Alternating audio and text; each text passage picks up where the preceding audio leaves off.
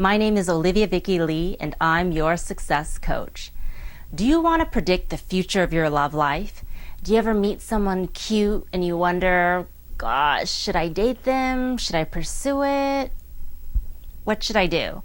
Well, in this video, I'm going to help you figure out whether or not you should date someone, if you should date them, and if you do, what would happen? So here's how. There's 3 types of people that we date. So the first type of person that we date helps us cope in hard times. These are the one-night stands, the friends with benefits, no strings attached.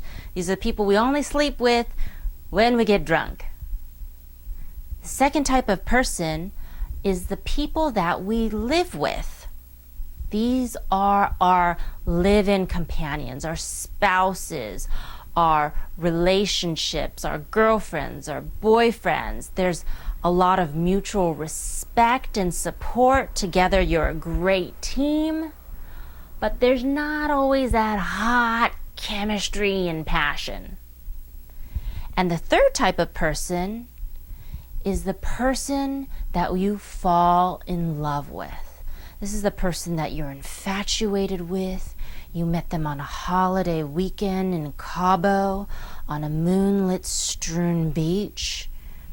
And the moment you want to kind of ask them about the relationship, for example, there's a smattering of reality on Fantasy Island, and you might ask them, where's this relationship going? All you hear is a whoosh, whoosh, whoosh, whoosh, whoosh, the sound of their feet as they sprint towards the horizon.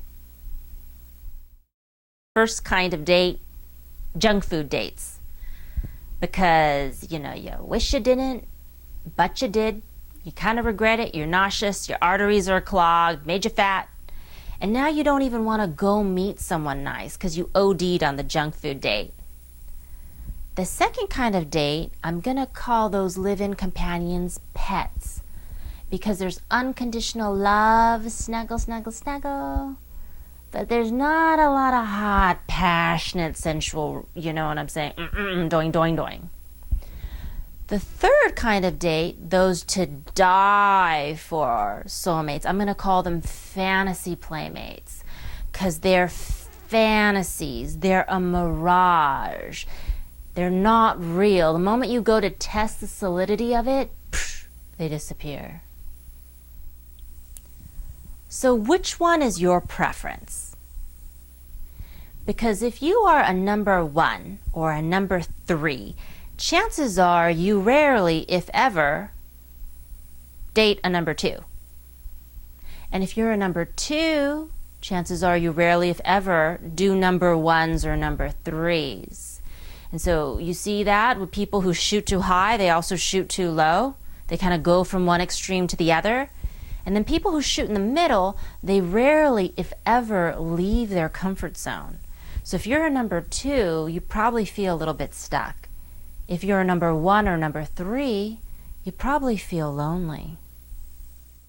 What I suggest, if you are a number 1 or a number 3, I suggest you find someone who's a number 2 and you date them.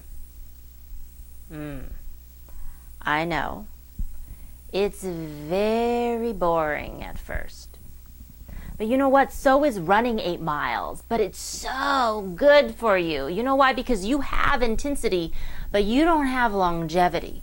So what you want to do is you want to date that number 2, and you're going to let that number 2 teach you how to have balance, moderation, which is not your middle name, in a relationship. Teach them the stability and the consistency that you need to have a longer relationship than, like a couple hours. And then you teach them in turn a little bit how to lose control, how to be a little sexy. If you're a number 2, this is what I suggest. Because you're a sweetheart. You really are if you're a number 2. But you know what? You're also a golden retriever. You're not Don Juan DeMarco. You're not dangerous. You don't smolder. You don't kill a woman with your stare and you don't make her wilt like a flower. So here's what I want you to do. I want you to go find a number 1 or a number 3 and go out with them. And then learn, baby, learn. Because those people are here today, gone tomorrow. And you've got this little short window of time to learn how to master your sensuality and also to learn how to surrender to it. Now, if you are a number 1 or a number 3 and you do this exercise that I suggest, don't worry. You're not going to turn into a housewife. You know, I can hear like, you're not going to jump species. You're not going to go from silverback gorilla to goldfish. It's not going to happen. But at least you're going to expand your range. And if you're a number 2, don't worry, you're not going to turn into a whore or slut. That's not going to happen to you. You're just going to expand your range. This is just an exercise. It gives you a nice sort of dating skill set here.